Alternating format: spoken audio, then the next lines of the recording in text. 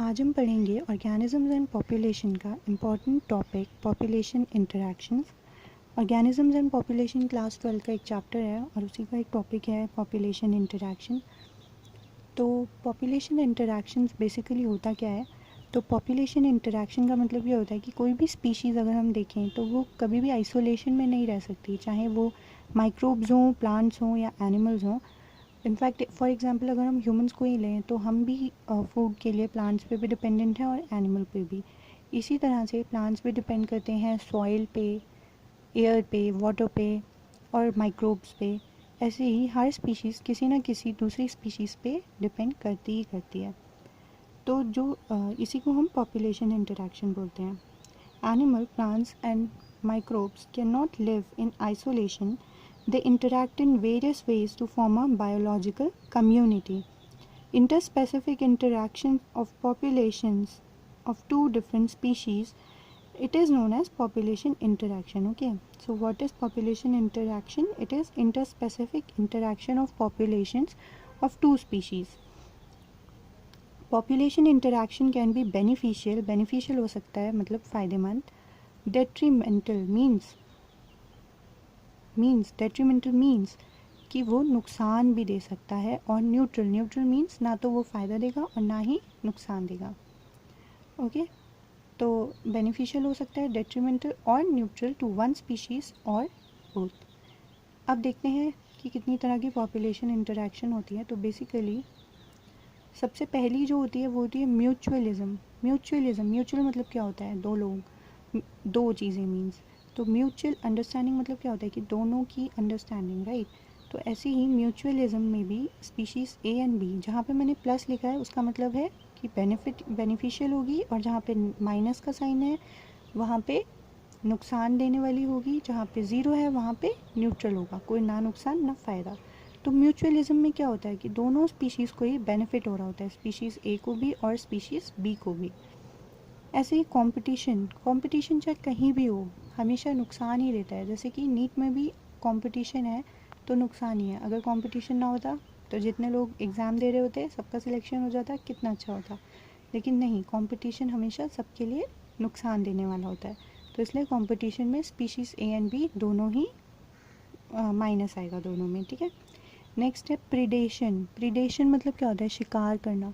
तो जब भी प्रीडेशन होती है, जब भी शिकार होता है, तो उसमें एक स्पीशीज़ का तो बहुत फ़ायदा होता है, उसे तो फूड मिल जाता है, लेकिन जो दूसरी स्पीशीज़ होती है उसका बहुत ज़्यादा नुकसान हो जाता है। इसीलिए प्रीडेशन में स्पीशीज़ ए बेनिफिट होगी और स्पीशीज़ बी को नुकसान मिलेगा। पैरासिटिज्म का मतलब तो आप लोग जानते ही होंगे। पैरासाइट जो होता है उसका बेनिफिट होगा और जो दूसरी स्पीशीज़ है उसका नुकसान होगा। देन कमेंसलिज्म में एक स्पीशीज़ का बेनिफिट होता है और जहाँ पे मैंने ज़ीरो लिखा इसका मतलब क्या होता है? न्यूट्रल, ना तो उसका फ़ायदा ना ही नुकसान। अमेंसलिज्म में एक स्पीशीज़ का नुकसान और दूसरी स्पीशीज़ के लिए न्यूट्रल रहेगा, ना तो फ़ायदा और ना ही नुकसान। तो आइए अब हम देखते हैं पहला टाइप का population interaction, which is predation. तो प्रीडेशन क्या होता है? प्रीडेशन मीन्स शिकार करना। तो प्रीडेशन को हम कैसे डिफाइन करेंगे? तो predation is a nature's way of transferring the energy fix by plants to higher trophic levels. जो एनर्जी प्लांट्स ने फिक्स की थी उसको हायर ट्रॉफिक लेवल पे पहुंचाने के लिए प्रीडेशन होता है। Okay, it is a nature's way. Then important roles of predator के क्या क्या इंपॉर्टेंट रोल्स होते हैं? तो पहला रूल तो हो गया कि acts as conduits for energy transfer across the trophic levels. Okay, पहला तो हो गया कि वो एनर्जी ट्रांसफ़र करता है ट्रॉपिक लेवल्स पे। Then keep the prey population under control. दूसरा रूल क्या होता है कि जिस पे वो शिकार कर रहा है, जो कि प्रे पॉपुलेशन है, जो शिकार बन रही है, उसकी पॉपुलेशन कंट्रोल में रहे, वो उसकी पॉपुलेशन ज़्यादा ना बढ़े। इसका एक बहुत अच्छा एग्जांपल है, ऑस्ट्रेलिया में इन 1920s एक स्पीशीज़, एक कैक्टस इंट्रोड्यूस हुआ था, प्रिकली पियर कैक्टस, ठीक है। तो उसमें कोई भी प्रीडेटर नहीं था, तो उसने हेवॉक कॉज कर दिया था। वो बहुत ज़्यादा लंबे एरिया पे स्प्रेड हो गया था और उसकी वजह से हेवॉक कॉज हो गया था।